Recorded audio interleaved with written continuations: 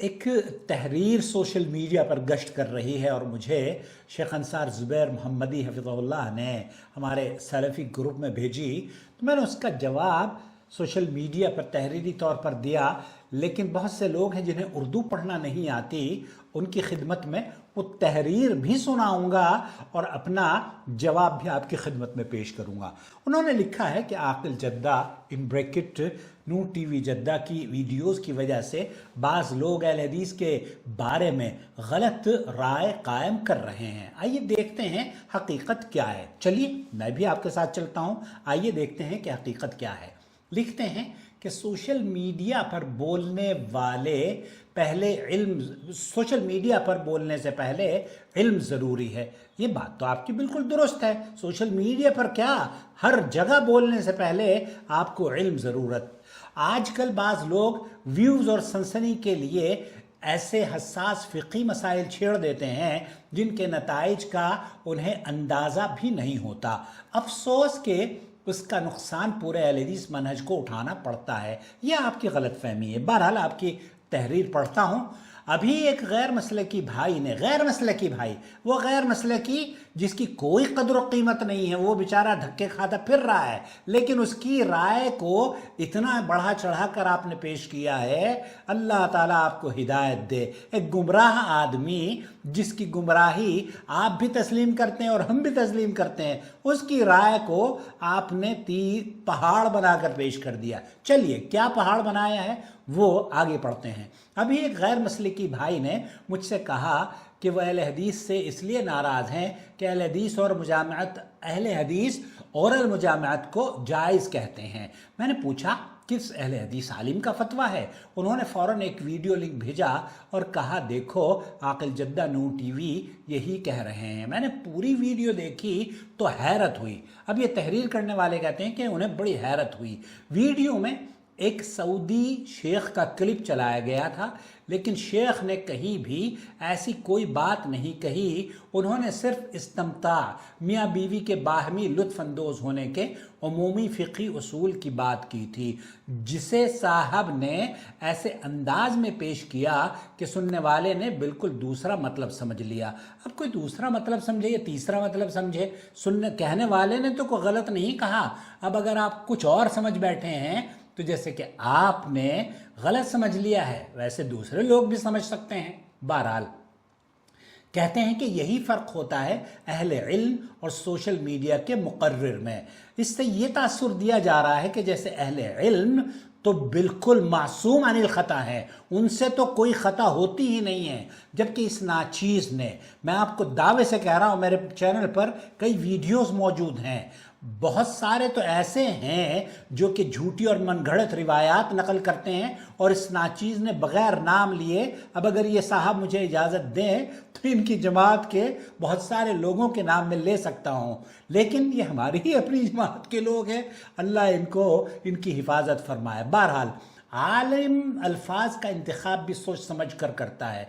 मेरे भाई, सोच समझ कर हम भी करते हैं। आप हमें किस ज़ाविये में देख रहे हैं? क्या हम आप अपने आप को आलिम नहीं कहते, लेकिन अल्लाह का शुक्र है गुफ्तगू करने का सलीका हमें, शायद मैं ये तो नहीं कहूँगा कि आपसे अच्छा आता है, लेकिन आता ज़रूर है। आलिम ये कहते हैं कि आलिम अल्फाज का इंतखाब भी सोच समझ कर करता है, सियाक़ व सबाक़ भी बयान करता है, और ये भी वाज़ह करता है कि कौन सी चीज़ नस से साबित है और कौन सी मुख्तलिफ़ी है और कौन सी अदब और हया के ख़िलाफ़ है। तो यही बातें हम भी करते हैं, लेकिन आपने उन्हें समझना नहीं चाहा है।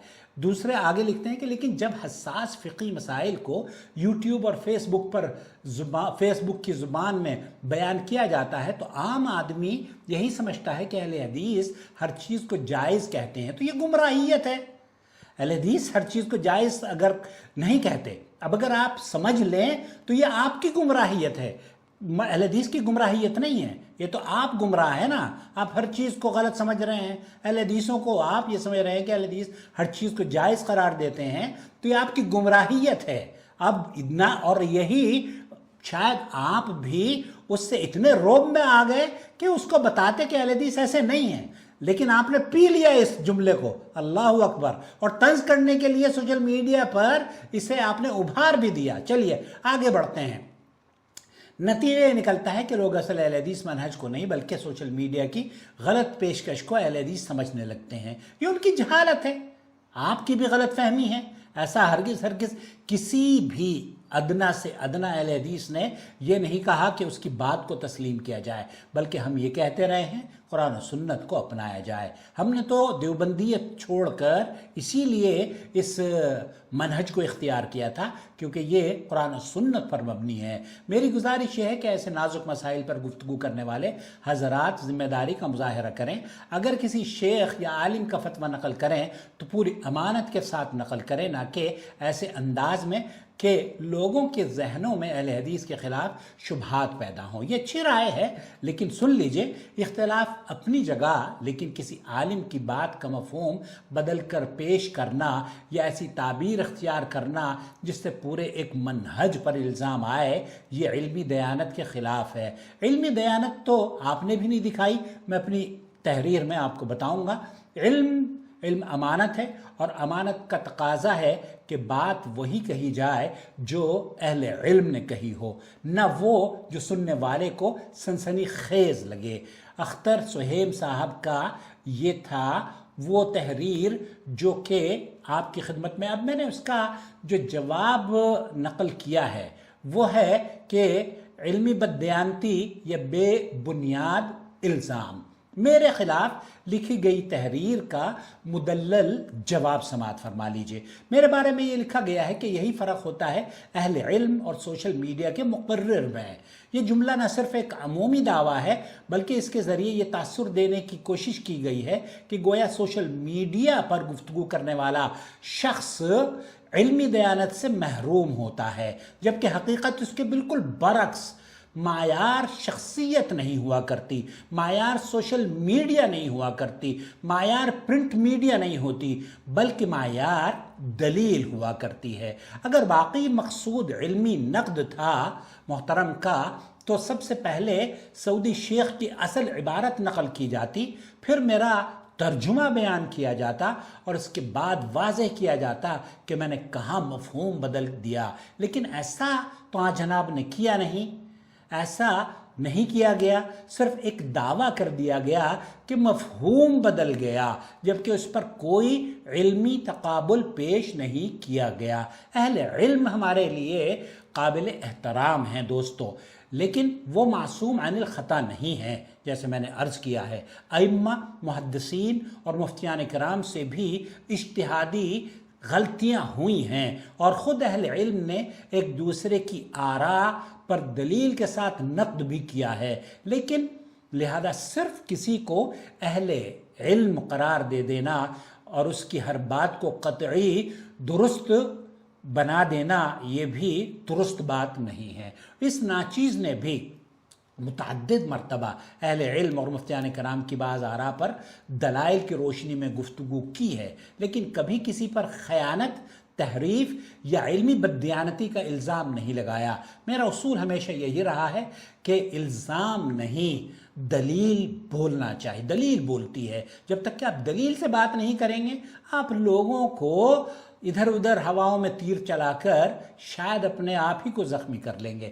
ہم کسی شخصیت یا جماعت کے مقلد نہیں کہ کسی کے الزام سے مرعوب ہو جائیں۔ اگر کسی کو میری کسی بات سے اختلاف ہے تو وہ جذباتی تحریروں کے بجائے دلیل کی دنیا میں قدم رکھے، اصل عربی عبارت، میرا بیان اور محل اعتراض مقام سامنے رکھے، پھر اہل علم فیصلہ کر لیں کہ غلطی کہاں ہے، اور اگر غلطی ثابت کر دیں تو میں آپ کی ماتھا رجوع بھی کروں اپنے موقف سے اور ماتھا بھی چوموں۔ یہ بھی سمجھنا بے حد ضروری ہے کہ جب کسی ویڈیو، خطبے یا درس پر ریئیکشن ویڈیو یا تبصرہ کیا جاتا ہے تو مقصد ہر لفظ کا لغوی ترجمہ کرنا نہیں ہوتا، بلکہ اصل معنی اور مفہوم کو سامع تک پہنچانا ضرور ہوتا ہے۔ تو یہاں اگر کوئی خطیب عربی خطبے کا اردو ترجمہ کرتا ہے تو وہ لفظ بلفظ ترجمہ نہیں کرتا، بلکہ سامعین کی زبان میں مقصود کلام منتقل کرتا ہے۔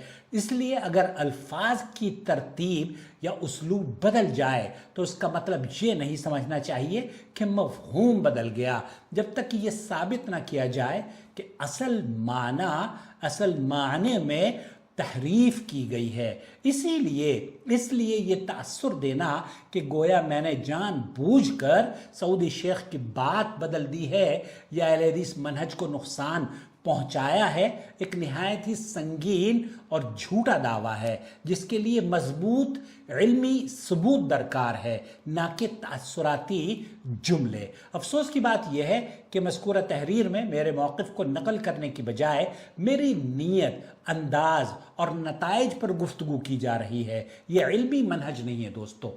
علم میں شخصیات نہیں دیکھی جاتی بلکہ دلائل کا وزن دیکھا جاتا ہے۔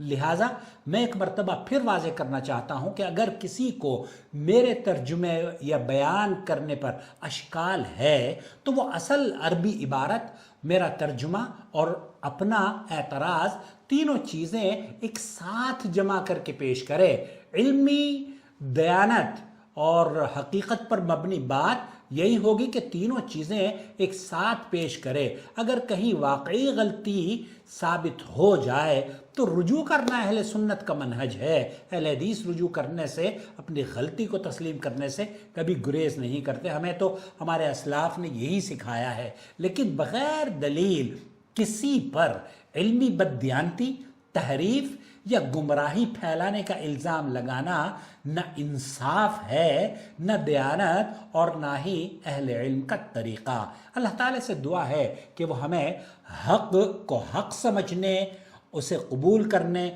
اور باطل کو باطل سمجھتے ہوئے اس سے بچنے کی توفیق عطا فرمائے۔ آپ کا بھائی محمد عاقل، جدہ سے، مملکت سعودی عرب۔ میرا فون نمبر ہے 00966 504686317۔